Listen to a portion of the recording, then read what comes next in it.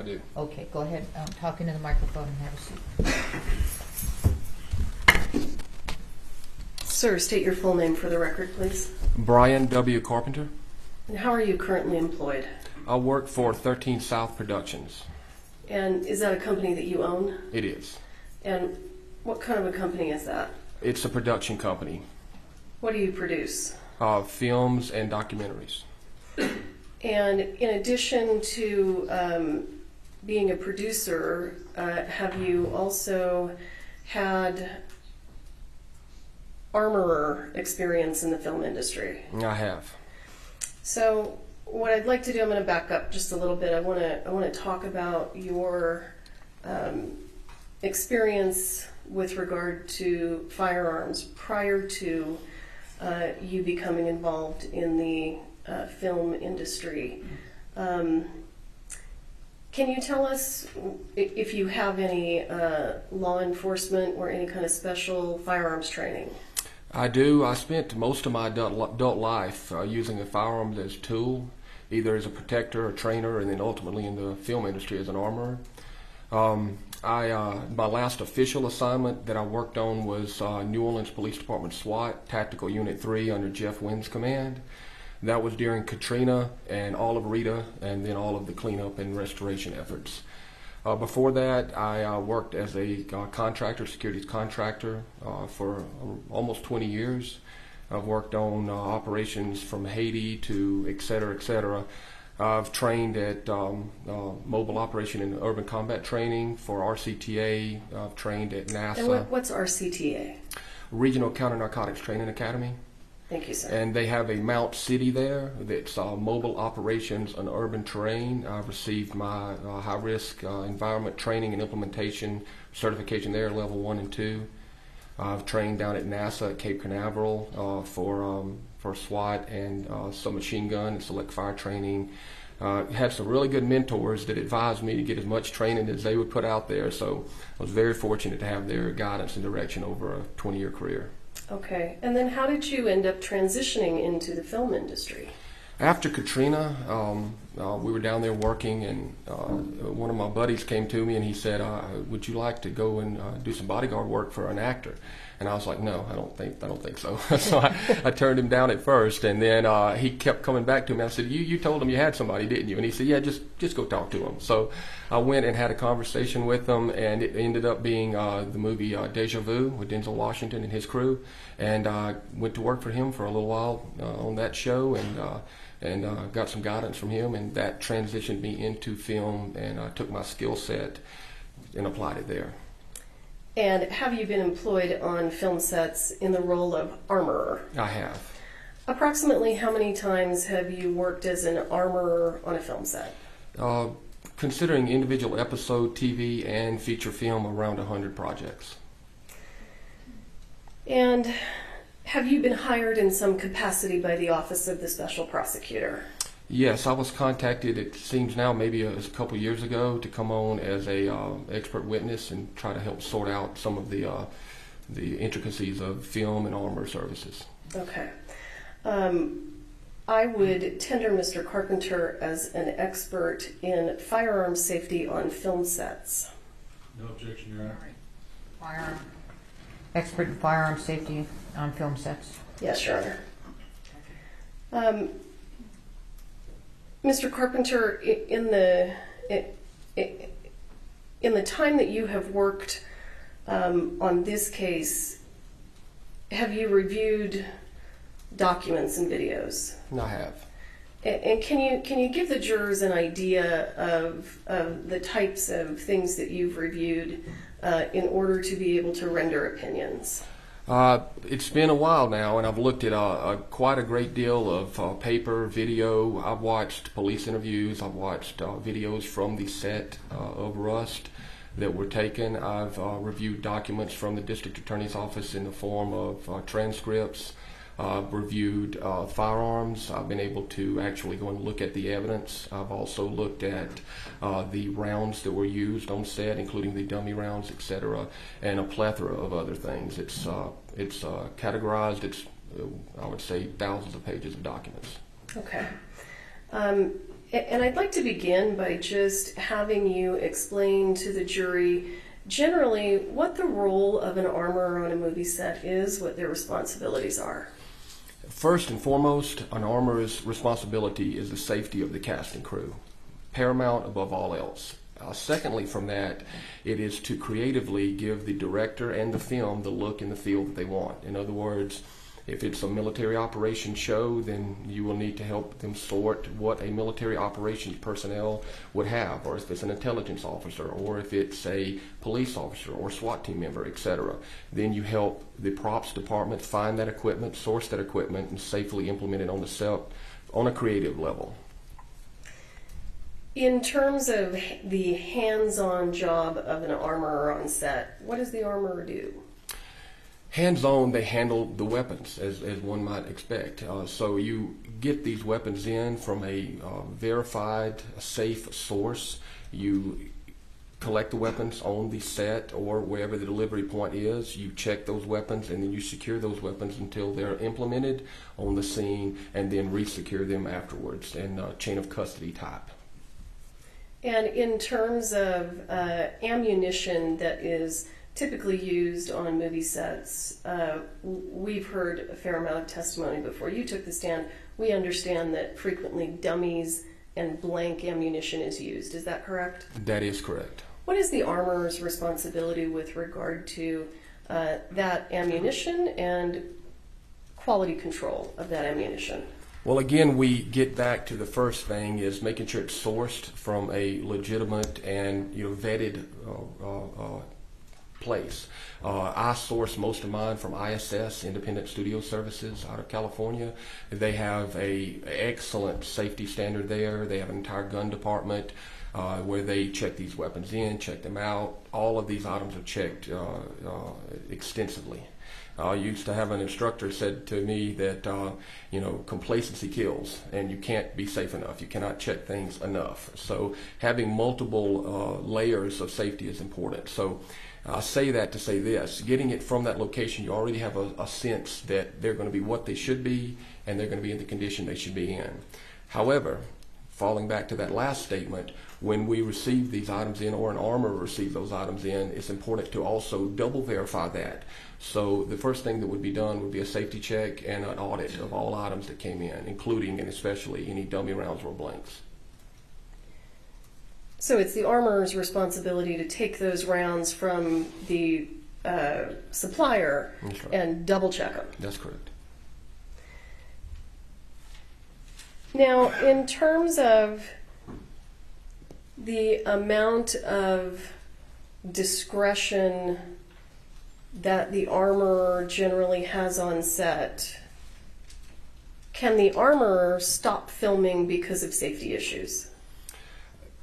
Absolutely. You would hope that you don't get to that point because there's very few people that can call cut or just stop a movie in its tracks.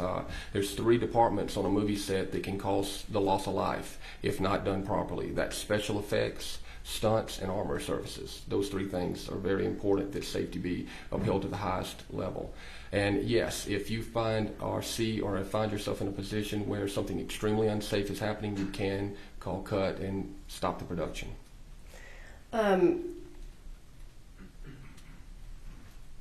Is the armorer working for the actor? And what I mean by that is, can the armorer tell the actor what to do and not to do when it comes to firearms and firearms safety? The quick and straight answer is yes. The armor department falls under the prop master, and the prop master department falls under the art department by technicality, or technically I should say. That is the level of command and the chain of command on that. But at any given time, you can step outside of that chain of command and give instruction based off of what you're supposed to be doing, and that is safety and guidance therein. In your career as an armorer, have you ever had experiences where you had to just take guns away from people on movie sets? Yes. And why would you ever have to do that? It mostly happens in all of the multitude of stunt performers are going to get upset at me saying this, but it's the truth. Stunt performers, I love them. We've trained so many, and our stunt performers can be seen on almost every action movie in the last 10 years, and I'm very proud of them. However, a stunt performer will quickly say that they can do just about anything if you ask them, from fly a jet to handle a lever-action rifle. On that note, sometimes you give weapons off to stunt performers and quickly realize that they are not handling them safely or properly, and at that point in time you step in and very, politely and soft-handedly just walk over and say to the prop master or to whomever, take the weapon away and say, this person doesn't get a live weapon anymore, they get a replica or a dummy or nothing at all. And so yes, I've had to do that in the stunt world pretty more than frequently, I would say. For an actor, I've never had to take a weapon away. I've worked with actors who were not allowed to handle a weapon due to safety issues previously, but I've never had to personally take one away from an actor. I've corrected actors, but never had to take one away.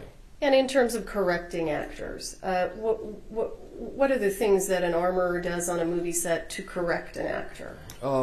Again, I believe in the soft-handed approach, which is the best. Observe until it's time to step in, and at that point of observation, step in and offer suggestions. And if those suggestions are not followed, then you get more serious and say, this isn't a suggestion any longer. This is a direct action. We need to do it this way. I had one particular scene where they wanted to walk into a motel room with submachine guns, fully automatic weapons firing at the guy that kicked the door open, and the guy that was coming into the room, the actor, was going to be firing two pistols at the same time, semi-automatic handguns, and the proximity of the room was too close. They wanted to do it in what's called a oneer, which is just straight through shot, where we're not going to break it up and have little small bits and pieces of the shot. And they were pretty dedicated toward that, so I had to step in and say, that's not safe and we can't do it this way. We're going to have to break this up and make it to where everyone's not in the scene and in a small hotel room together. And sometimes what you just described can actually affect the filming of the movie. It can. Okay. But that's the armorer's job, right? It is, and your job also is to... Okay. You're right. Your job is also to affect it in a way that, again, is soft-handed. You give the creative side of the team what they want in the look while giving them options of safety until it becomes, and hope it never becomes, a moment where you have to say, there just cannot be done this way at all. And generally they listen. I want you to walk the jury through the steps that an armorer takes on a movie set when they are preparing to provide an actor with a weapon for a scene. Okay. So you want me to get into the weeds enough to all the way from shipping to preparation, or just on the day of? Just on the day of. On the day of, you will have had time to prepare whatever item. And let's just say in this particular instance, it's a very simple scene. There's a revolver that the detective is using to chase a bad guy, right? You know what you're going to need for that day. Let's say he shoots 2 rounds at the bad guy, okay? And they want the revolver loaded with dummies. And the dummy rounds, as I think have been explained, are a specific entity unto themselves. You'll have your dummy rounds sequestered aside from your blank rounds that will be fired that day. It will already be safety meetings and discussions had with the props department, etc. So you know what you're doing, exactly what you're doing. It's on the call sheet, etc., etc. You take your firearm and you have it in, let's just say, a locked box or whatever you're carrying it to the set with. And when it's time for that scene to be shot, you go out to the scene, and at that point in time, you open up the box. And right when they're prepping, and you kind of get a feeling of this, when they're prepping, when they're bringing camera out and they're setting it up, and they call the actors out to the set, it's time to start clearing that weapon. You take that weapon out. You clear that weapon with at least 2 representatives on set. Anybody that wants to see it gets it cleared with them if they request, but generally it's going to be your first AD and possibly the DP as well, on the director of photography, which is the camera. Who's the first AD in this case? And in Rust would be Dave Halls. And who is the director of photography? It would be Halyna Hutchins. Okay, please continue, sir. The revolver would be cleared, showed to be clear and safe, and no obstructions in the barrel, nothing in the cylinder, et cetera, et cetera. You would talk about the type of rounds that you're firing. Let's say they're shooting half flash, which is not full flash blank, it's a half of a blank, right? Half flash blanks, and you would definitely take your dummy rounds out. You would show them, shake them, listen to them. It's an audible and visible view that you can look at it. You can hear it, you can feel it, right? So in terms of the dummy rounds, I just want to make sure, are you testifying that you show the individual dummy rounds to the AD and whoever else wants to see? Absolutely. And the actor? Absolutely. Okay. Yeah, the actor may or may not be on set yet, but when they get there, this is done again. So with the actor. And sometimes you'll have an actor that says, nah, I don't want to see it, or they'll just, brush it off. But as long as you've done your safety check with at least 2 other sources and moved through that process, then you've done what you should have done, along with your own checks. Having said that, you will wait until the scene is about to get to start shooting, usually no matter what they say, and they'll say, oh yeah, hand the gun out, hand the gun out. Well, you know to wait till they're about speeding sound, and there you got also the feeling of doing it enough till you know when they're really going to start rolling that camera, because otherwise you're handing off a weapon and then you're getting it back, and then the process just keeps slowing down, so you have to maintain that level of control there. At the last moment, you hand off the weapon to the actor, the scene is shot, and as long as nothing changes, meaning no one leaves or nothing changes on that set, you can stand there with that weapon observing the scene until it's time to collect it back up. And you always want to be Johnny on the spot. When that actor gets through with that scene, they're going to be immediately looking to hand it to somebody, and they'll hand it to anybody. So you have to be there and collecting that weapon up safely and securely, maintaining muzzle discipline, et cetera, et cetera. And then if they walk off and they want to come back, then this process repeats again. In your experience, should the armorer ever leave a gun with anyone else and leave the area? Not a live weapon, no. Well, and when I say live, I mean a weapon capable of firing a round or a blank. A live weapon being, it could be a prop gun, but it's a real revolver. Props or replicas are different than a live gun. So what a lot of people don't understand on a movie set is most of the weapons are real guns. As far as the alcohol, tobacco, and firearms, ATF is concerned, these are all real weapons. And they're serial numbered, licensed. That's a real weapon, regardless of modifications. For use in film, it's capable of firing a round in some capacity or other. A prop gun is completely an inert weapon that cannot fire a round in any capacity, and a replica is simply one that looks like a gun but is not. Okay, so pursuant to your definition of a live gun, that being a fully operable firearm, would the armorer ever leave that and walk away? Absolutely not. Why not? Because it just opens the door for any type of accident to occur. You have no management of that weapon at that point in time. It could, from the most simple of things, be laid down by a performer haphazardly and picked up by any number of people or left in areas that are unsecured. You can't manage what's happening to the weapon. If someone drops it, damages it, now it's going to malfunction. If somebody sticks the muzzle of it down into the dirt and fills it with dirt, and then you fire a blank round, many things on a very, I guess we'd be on a low scale of danger, and then you work up to more dangerous things like someone having blank rounds left in their pocket and loading it, or pointing it at another person, breaching the force safety rules, et cetera, or having it stolen. In your experience, how does the armorer generally carry the ammunition when on set for the moment that they're going to load it with dummies or blanks and hand it to the actor? Now you get into a lot of different types of movies that you're going to work on. If you're working on a modern movie with machine guns, et cetera, and you're shooting thousands of rounds a day, then you may load your blanks into the magazines, checking them all previously. Then I tape the magazines over the top with a particular kind of tape, and I mark on that how many rounds, what type of rounds, et cetera, and we check all of those things. If it's a Western or something that's using older weapons that are more simple to operate, then I generally carry my blanks in a locked, what they call a magazine. The ATF refers to it as a magazine. It's anything that holds ammunition or explosives. So I will have my blanks in a magazine, and I will have my dummies separately in a, generally I use a locked Pelican box, which is, Pelican boxes are atmospherically conditioned boxes that lock in the front, and they're made out of a heavy, durable plastic. Those, excuse me, those Pelican boxes that you use, is that something that production pays for, or is that just part of your kit? It's part of my kit, generally. So you bring with you some of your own personal items. Sometimes our company, Dark 30 Film Services, would have rented a firearm. I generally err toward the side of getting them through ISS, but when it comes to ancillary items such as Pelican boxes or means of storing and categorizing all of this ammunition, I prefer to use my own system, which is what I'm accustomed to, and I feel very safe and secure. So I would bring those things. Okay. In your experience, are film sets frequently rushed environments? Yes. Why is that?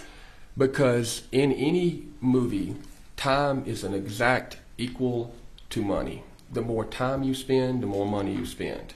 And that comes from even when they invite an actor to walk, you'll have a PA saying, you know, our actor's walking 30 seconds. I mean, it gets down to the seconds, literally, on a film.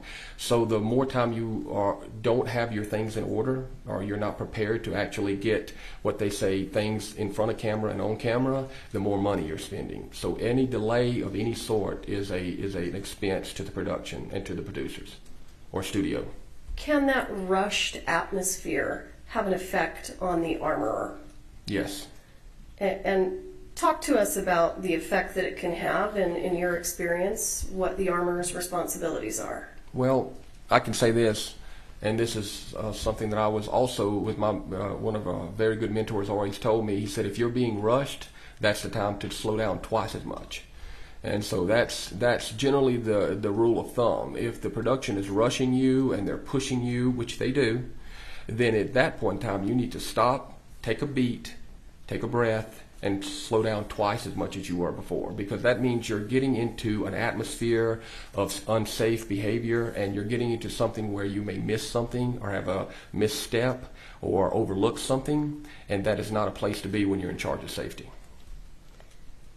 If you do what you just described and you intentionally slow things down for safety, do sometimes other people on the set get upset with you? Yes. And what do you do then? You have to be prepared to go home. In lack of a better word, I've always, believed, and it's very important that if you take a role where you're in charge of other people's safety and well-being, ultimately, even in a circumstance of their life, then it doesn't matter. Your ethos or your code that you work by is, I will do what's right, regardless of what it may mean to me downstream. And having said that, there's been more than one time that I've thought, well, I might as well go pack my things up and get ready to leave this movie set, because I'm definitely not going to rush things. Okay. It didn't happen, but it could have. In your experience, do armorers carry dummies or blanks loose in their pockets or a fanny pack? Different armorers could carry things, I guess, any way they chose that they felt like it was secured. So, I'm sure they do. I don't. Why not?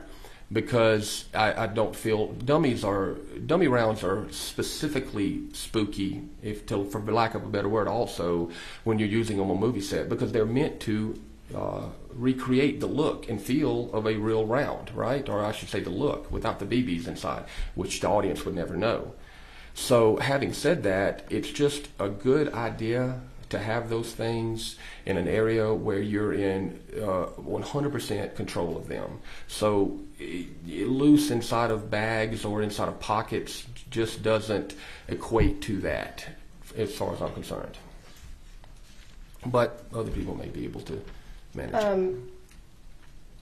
In your opinion, should an armorer leave a gun with an assistant director and walk away? No. Why not?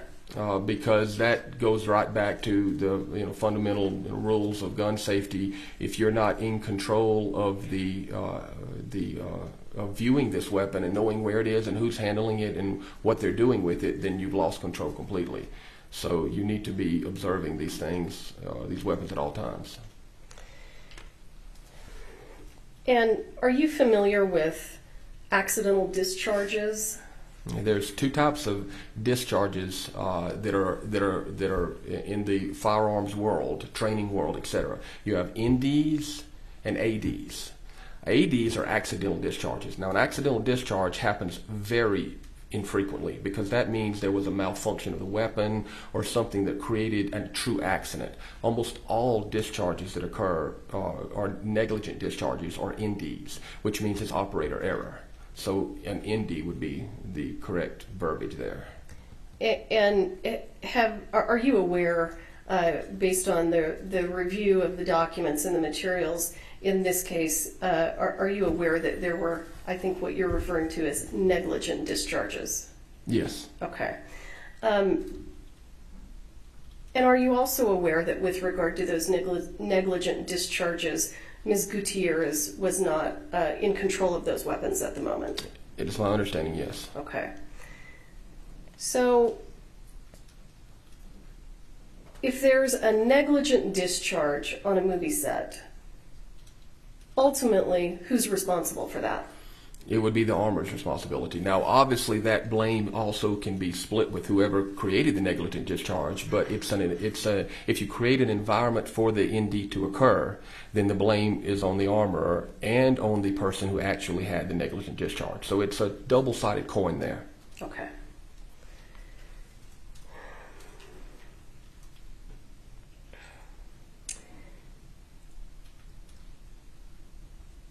In your experience, does a movie set armorer generally keep their blanks and dummies locked up? They should, yes. Why? To avoid any disturbance of them, anyone. Again, it's just like chain of custody in court or the law enforcement world or any world where you have evidence moving from point A to point B. You need to have one person in control of it. More hands on it or incorrect hands on it can open up the door for accidents and things to go wrong. In your experience, do actors generally do their own safety checks of the weapon? And what I mean by that is the actor is manipulating the gun, taking the ammunition in and out, looking at it. You know, I've worked with a few actors that wanted to check their own weapons even after my safety checks occurred, just because they felt more comfortable doing that. As long as I was there standing and observing and letting them do that, as long as my safety checks occurred, they can do as many more safety checks as they feel. However, those safety checks are more for a warm and fuzzy feeling for them, not for me as a professional, because I'm going to make sure that we check it the way that I need to check it in front of the right people and individually. If they feel like they need to do it again, then by all means. Okay. But that's rare. In your experience, is the director usually allowed to handle the weapons? No, the director generally almost never handles the weapon. And why? It's just not in his or her purview. I mean, the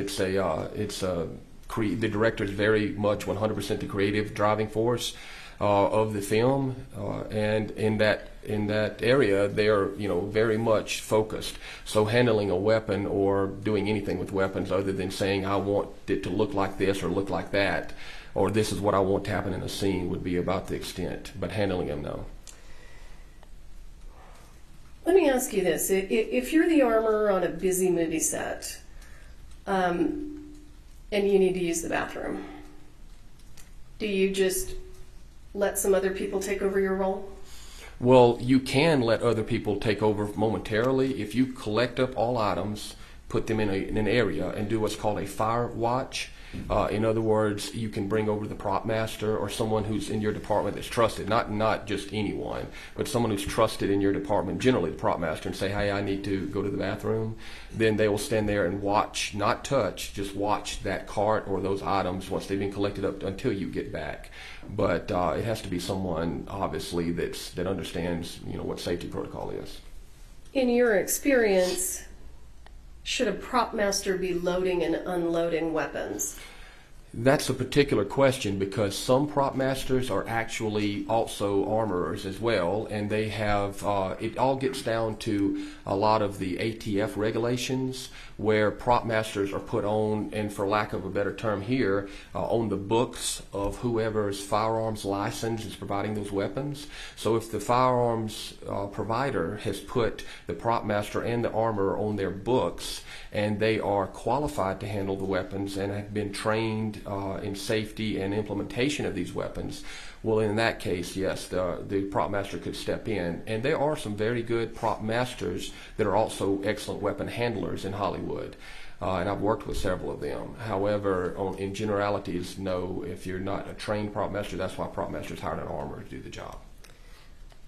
Would you expect a prop master who has never shot a real gun before to be placed with the responsibility of loading and unloading weapons? No. Why not? Because I'm assuming that if they've never shot a weapon or handled a weapon, then they would, and that's an assumption for this particular, if we're talking about the prop master on this particular show, admittedly did not have any firearms experience at all. And that would not be someone I would want to be handling a weapon in any aspect.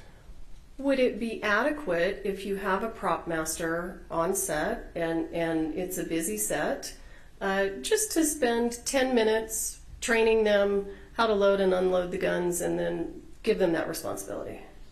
Yeah, I do not believe that 10 minutes would adequately be able to train somebody with safety of firearm. What do you think it would entail for someone to really be able to do that and do it safely? At the very minimum, and I've pushed for this in film for a long time, at the very minimum, a 40-hour week training session with proper firearm safety handling, a minimum certification of 40-hour certification, I would think. And that would be the absolute minimum before you could actually... You understand this isn't the same thing as having a weapon that you have at home and you want to be safe at your home and make sure that you know how to handle it and no one can do anything wrong with that weapon, and you're being a citizen, if for lack of better term with it. It's a difference between also stepping into the role of a safety professional on a movie set where you have other people's responsibility to look at. So that would require a lot more. And are you actually a firearms instructor? I am. And how long have you been an instructor? I've instructed on and off for 20 years prior to my film, and then I also instructed in film as well. Out of 100% of the movies, about 20% the actors want to actually fire a weapon. In those particular cases, it's very, very, very planned event. And I have instructed and trained actors in film as well. So I guess you consider it current too, so I guess around 30 years of training. Okay. In your experience, would it be sufficient if the movie is dealing with single action revolvers, such as this movie, is the safety check sufficient if the armorer already has the gun loaded, brings the gun to the assistant director, opens the loading gate and spins the cylinder, but doesn't remove any of the dummies? No, that's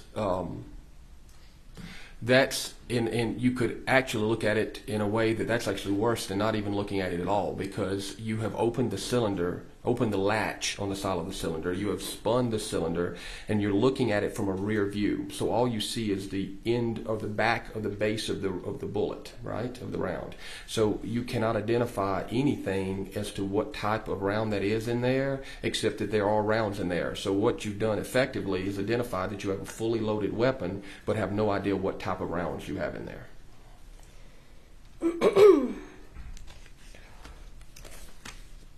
And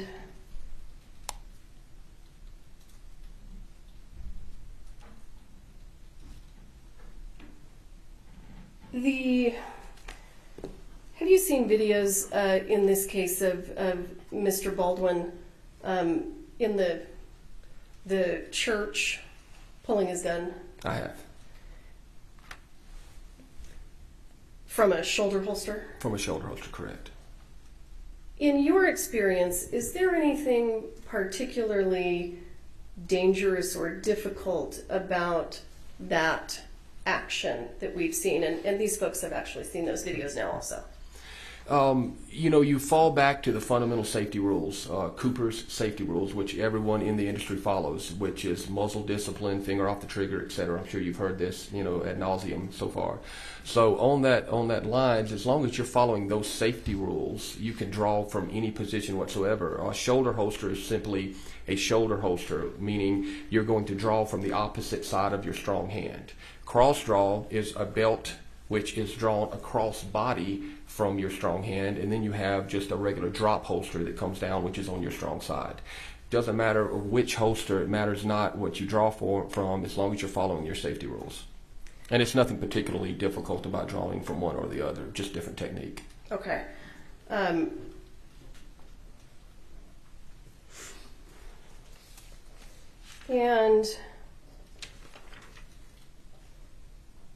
let me just review my notes real quick.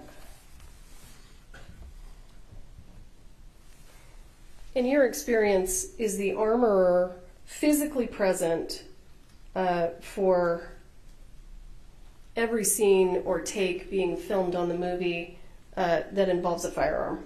Yes.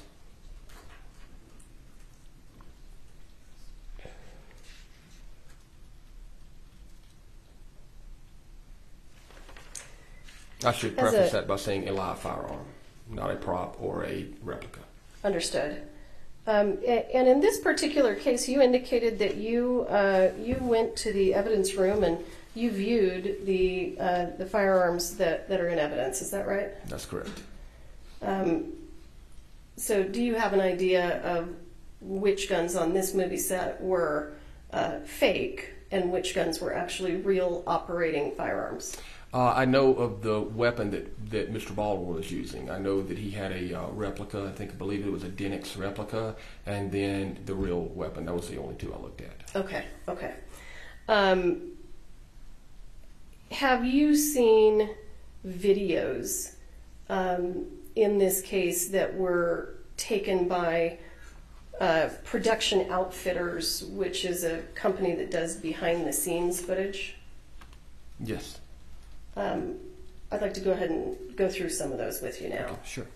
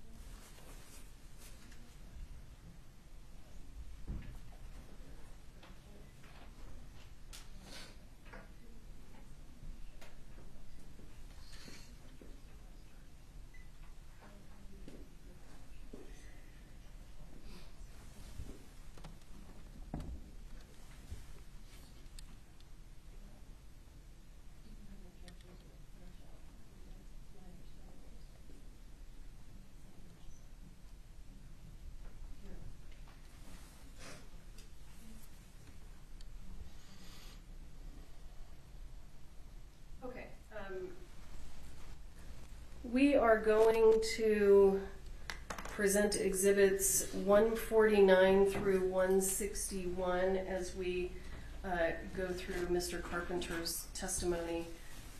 I'd like to go ahead and move for the admission of them now and ask permission to publish. Any objection? No objection, Your All Honor. right. All right, they're admitted. You may publish 149 through 161. Okay. Monitor me. All right, great.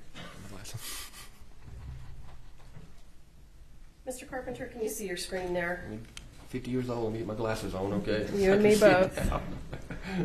All right, let's. I'm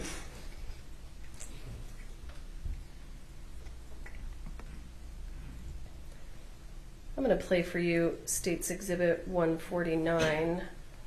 We don't know where the volume is. We'll fine tune it when we get started.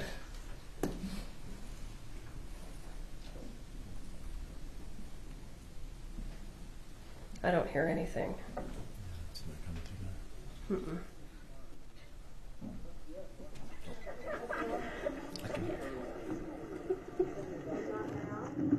Got a little fight to him. Everyone works for us. Come here, little pig. You're already connected. I'm going to just start that over.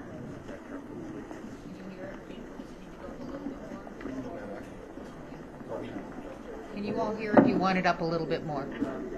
Up, a little bit more. Yeah, boy.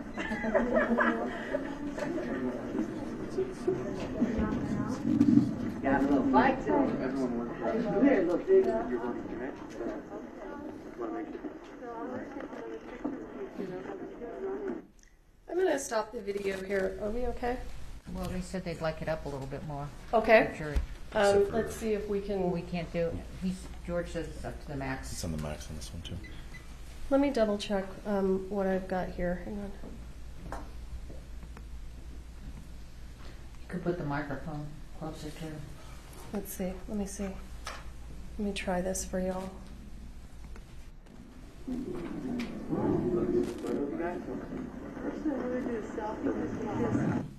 And just so you know, because these are behind the scenes filming, I don't think we're really, there isn't a lot of close-up audio of when these people are kind of mulling around. Let's go ahead and start over.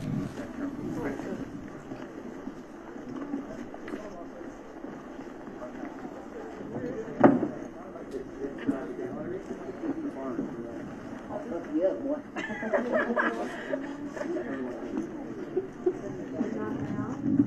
Got a little fight to him. Everyone works for us.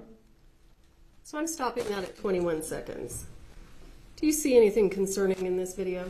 And the number one thing is muzzle discipline. That performer, that stunt performer, I'm assuming that's a stunt performer right there, has got what appears to be live weapons, and he's got zero muzzle discipline. He's holding the shotgun, and if you back it up to the beginning, he points it almost directly at, I believe it's Joel Souza, right at the front, or I'm not sure who that is, but he's handling that weapon. That weapon should be turned down at the ground, muzzle pointed down when he's carrying it, and his pistol should be holstered and never brought out, which he doesn't, but he carries the shotgun muzzle up. You can back it up a little bit more. Right. Come on back a little bit. Right about all in here. I guess that's the young child actor right there. So these are just examples of muzzle discipline. You never let the muzzle of the weapon cover anything you're not willing to harm. That's rule number 3 of firearms handling.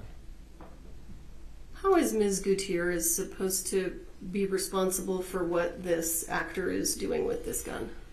Well, from what I can see on the from the camera angles, is I don't know if she's present here, and it appears that they have live weapons out without her presence. If she were present, I would ask that she. Well, I would think that she would tell that performer that you need to put that weapon pointed down at the ground. If she's standing there with him, correct his behavior with the weapon a bit. So it's her responsibility to correct his unsafe handling of that gun. I don't object to leading again. She's repeating his testimony, overruled. Yes, what you would want to do is, and this is an example of a stunt performer that that I would have replaced if he could not handle the weapon properly and safely after instruction. He would have not had a live weapon. Okay. Well, we'll go ahead and let me see if let me just kind of run through it real quick and see. And it's even also more important when you've got a child actor on set or any children on set. It's very important that you, even though you wouldn't say that there are layers of safety, but as a matter of principle and just professionalism, if you've got a child on set, it becomes an exponentially more important to make sure that safety is performed. Okay, and And I it's have also industry standard as well with firearms. just fast forwarded the video up to 53 seconds.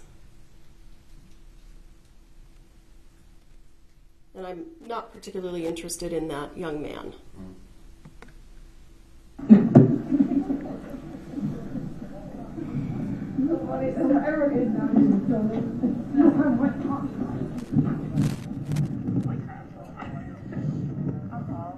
Did you see the same stunt performer back there on that patio? I did. And what was he doing? He pointed it directly at the chest of the lady or the person in the white sweater, and then turned it around and pointed it at one of the other performers. Hey, look.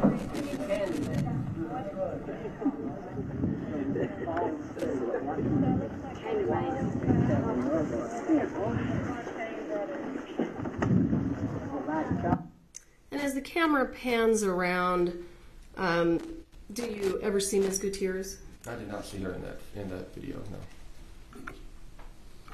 And you know what she looked like back in October of 2021? I do.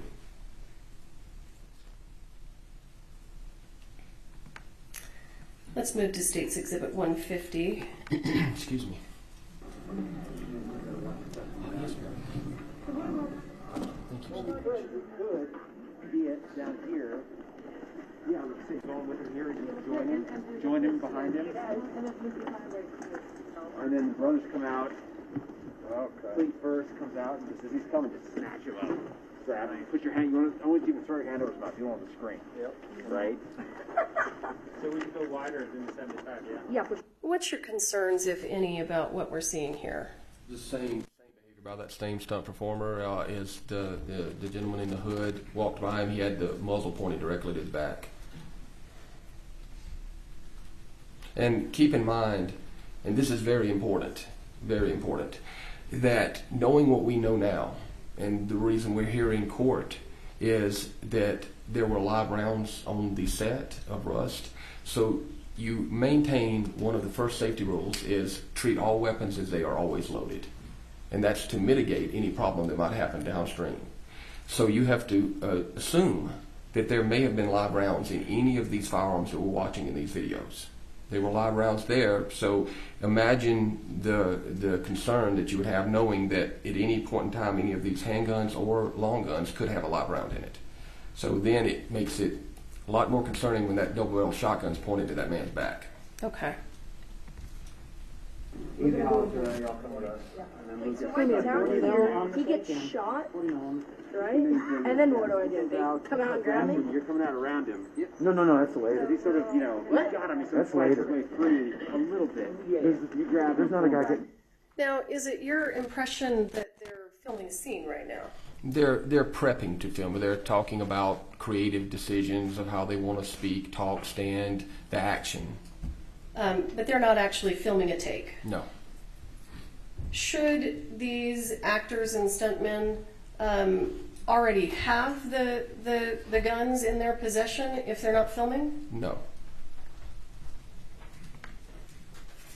Oh, well, that's the same spot. Oh, is that later? This is the spot, yeah. He does get shot. So am I just running past? And Yeah, and they come around the corner. Boom. then, just like that. I'm going to fast forward a little bit. You're gonna poop up there. He went that. Holding the... That's it. So we can just see if On their back there's for... anything else that I want you to comment about on 150.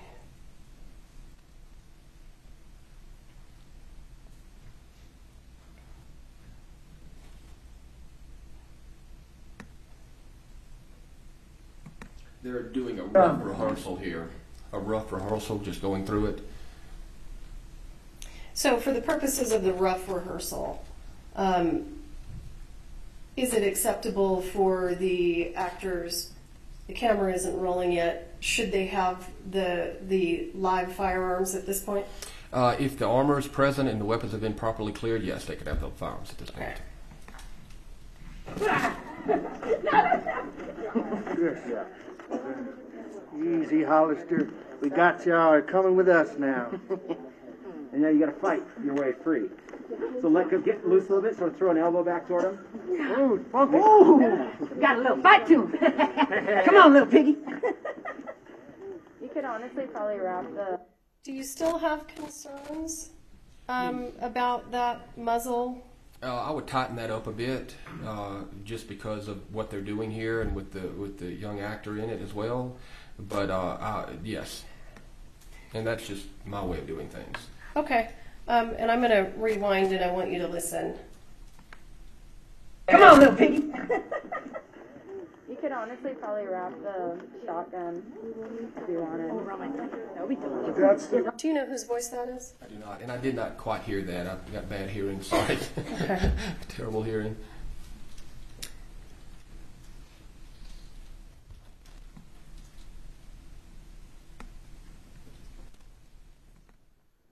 Come on, little piggy. You could honestly probably wrap the shotgun if you wanted. That's where we like. Do you know who that female's voice is? Yeah. Okay. For the purposes of my next question, let's assume that that is the voice of Halyna Gutierrez. Okay, and what did she say? I heard shotgun. Let me replay it for you, because I'll get it wrong. Got a little fight to him. Come on, little piggy. You could honestly probably wrap the shotgun if you wanted. That's where we like them. You could honestly Wrap the shotgun? wrap the shotgun. For the scene, I think, That's is right. probably what they're discussing. Right. Wrap it around him and hold him in place with it, right. So, assuming that's Ms. Gutierrez that we can hear, and she's present, Right. what should she be doing with this stuntman that we've seen with his bad muzzle discipline? Right. She, like I say, tightening him up, pull him off, discreetly and starting off, say, hey, look, be careful where you point the muzzle of the weapon. You're swinging it around pretty haphazardly. Hopefully it's already been checked properly. Then, give him a little coaching.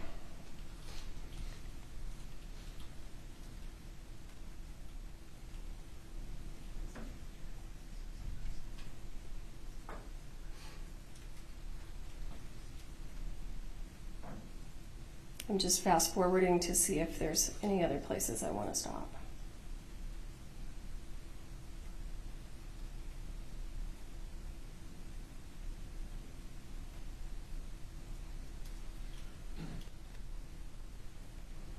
It's also of note here is if you're going to use that scene that way and you're going to handle the shotgun, then clear the crew out, get some proximity, in areas of safe zones that you operate within. It's just a lot of people walking in and out. And there's a lot of crew in and out of there. You just need to get that whole area under control a bit better. Okay. And where I've stopped it here, I have stopped States Exhibit 150 at 5 minutes and 2 seconds.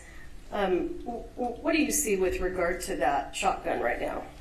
It's pointed at the child. I'd say the young child actor, young actor. And it's not. Understand that if you're seeing, there are scenes in movies that require, weapons to be pointed in certain directions, but you take safeguards and measures prior to that. Just standing in the middle of a rough rehearsal and doing this thing is one level above him walking around with it in between takes. Okay. And should the actors or stuntmen walk around with their live firearms in between takes? No. Why not?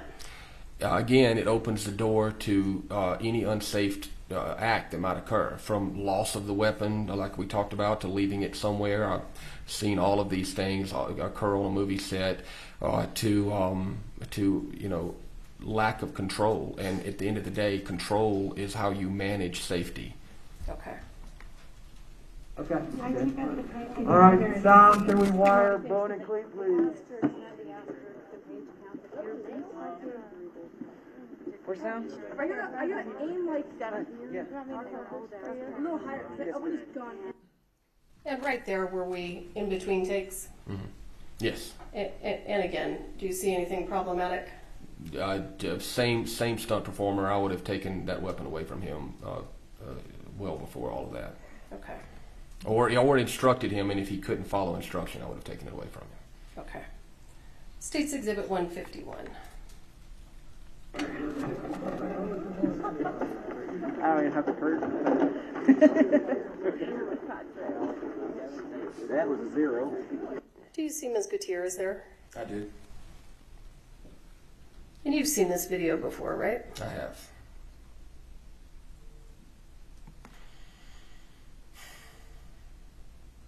I'm at 8 seconds, just for the record. 0. What is Ms. Gutierrez doing? She's holding that double-barrel shotgun pointed up at her neck and face. Why would that be concerning to you? Never let the muzzle of the weapon cover anything you're not willing to harm.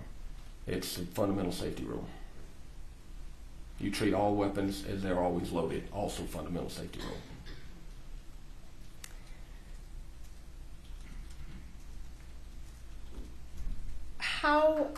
How would you expect proper gun safety on a movie set if the armorer is not following basic gun safety? That's a very good question. It would be hard to implement.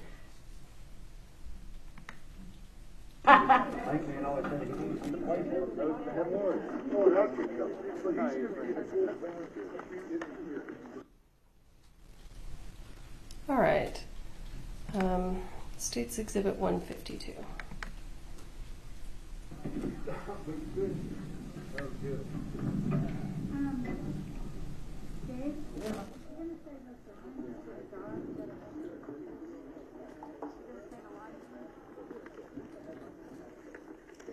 Same problem with that guy in that video? Same problem. Same guy. And I don't know where Ms. Gutierrez is. Of course, the camera's only facing one direction, so I don't know if she's behind camera or anything, but I don't see her present. And if she is present, she's supposed to do something about that, right? Well, you take the weapon up in between scenes. In between any usage on camera, you take the weapons up. Okay. Secure them. And what check them, and then recheck them when they go back out. We'll go through that a little bit. What is the armorer supposed to do if you've got 3 or 4 actors or stuntmen that all have weapons and we're in between takes? Are you really required to go and collect those weapons from those actors and stuntmen? That is correct. And if you can't do it on your own, then you need to put an additional armorer on set that can do it with you. And so I've worked in scenes where we've had hundreds of extras, and we did the miniseries Roots. We did the Battle of Fort Pillow there, and we had, I'm guessing, I had 18 armorers on that day, or 16. It was a lot. Exact number I can't remember, but I've had many gunfight scenes where you had a multitude of people shooting machine guns and around. And if you're skilled enough that you can maintain control in one small area of take, in other words, if they're filming a gunfight scene and it's just the area of the juror's box, then there's easy to control. But if they're spread out over a large area, you need additional help. But yes, you take them up in between scenes.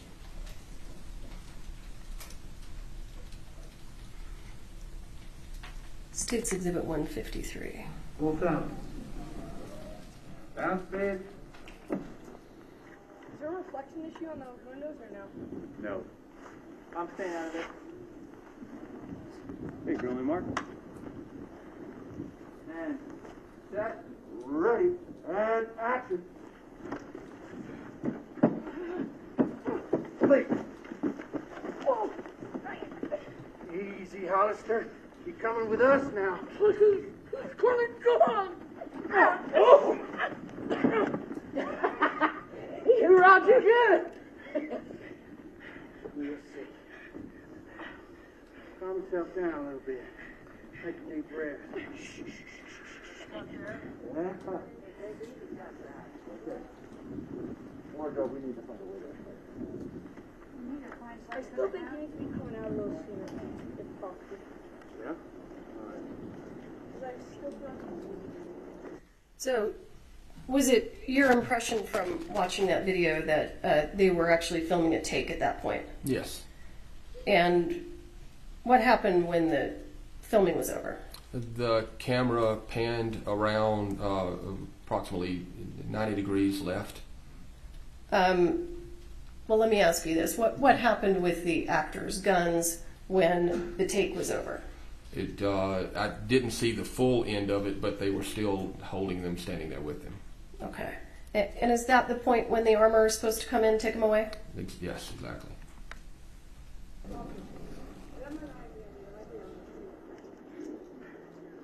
And if you're filming the scene, they can be secured right there. You can have your cart that you work off of. You're doing this scene. This is the scene with the firearms in it.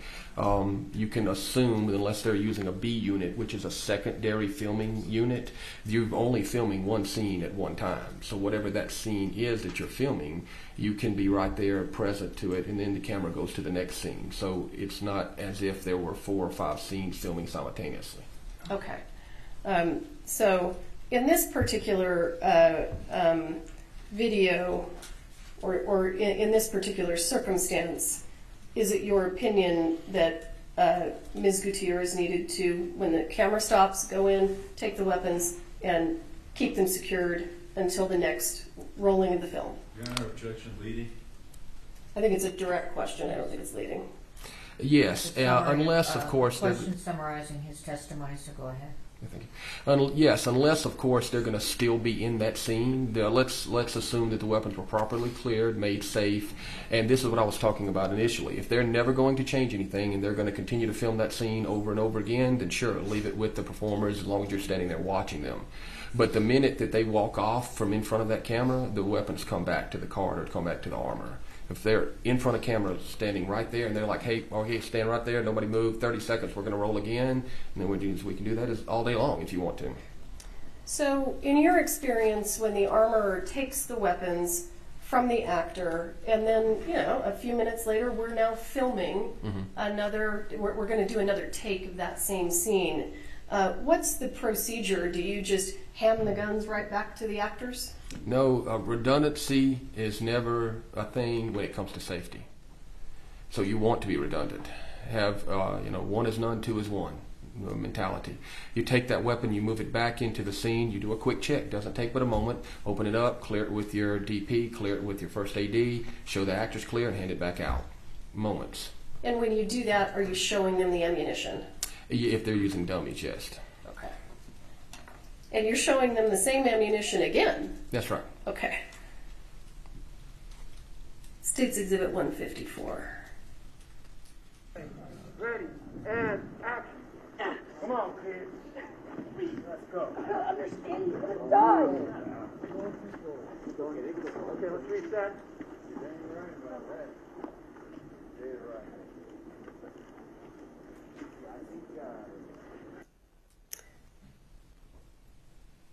Do you have any concerns about that? Same, pretty much the same as before.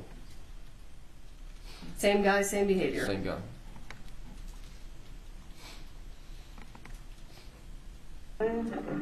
State's Exhibit 155. Sounds like a Saturday night to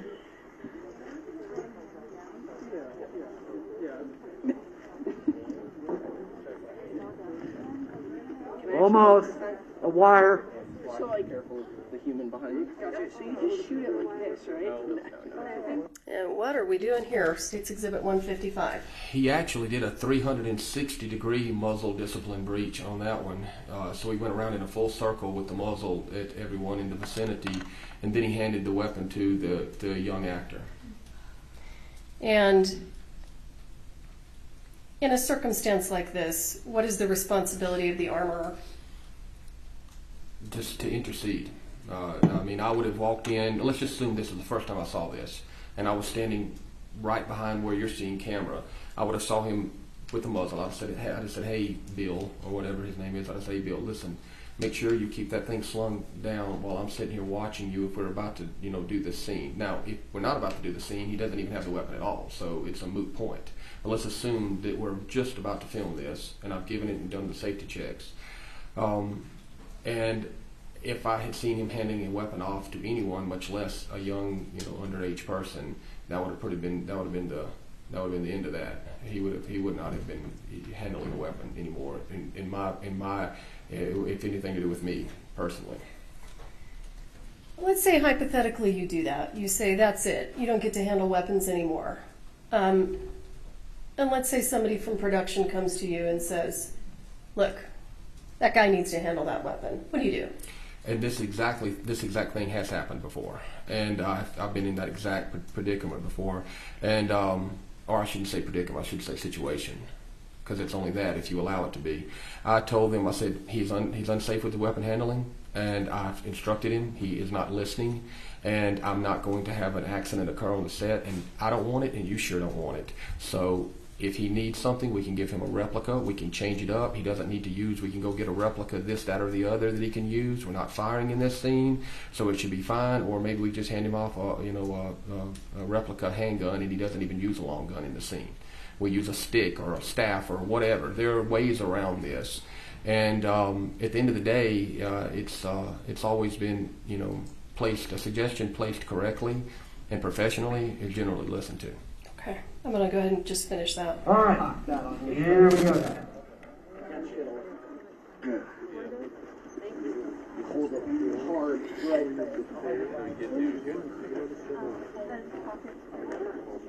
That button is the button. So after the weapon was taken back from the child, are you still seeing that same bad behavior from that stunt performer? Yeah, he's toying with the weapon at this point. State's Exhibit 156. We need a burning pad. Okay, carry on. Go ahead, put it in and put it on 24. Then I go 3, 2, 3, 2, 1. There you go. All right, Candy, I'm going hot. Yeah, do it.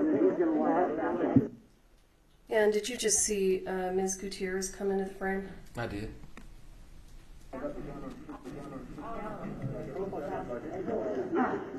We need a burning pad. Okay, carry on. Go ahead, put it in and put it on 24. Then I go 3,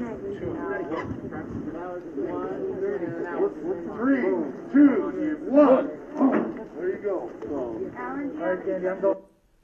Do you see what she's doing?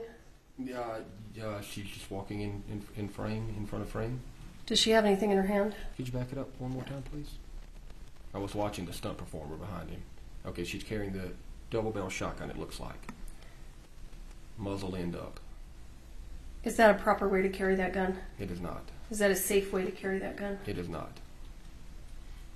And you see the stunt performer in the rear swinging that handgun around, which what I was watching. He was actually pointing. He was talking and pointing with his firearm.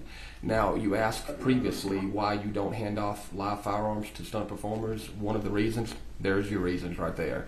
If they don't have it in their hand until they need it, then there's no chance of them being unsafe with it. I'm going to try to get up to what you're describing. You saw that in this video? Yes, it's the guy with the right there. Right there. He's talking and discussing what he's doing and using his pistol as a pointing stick.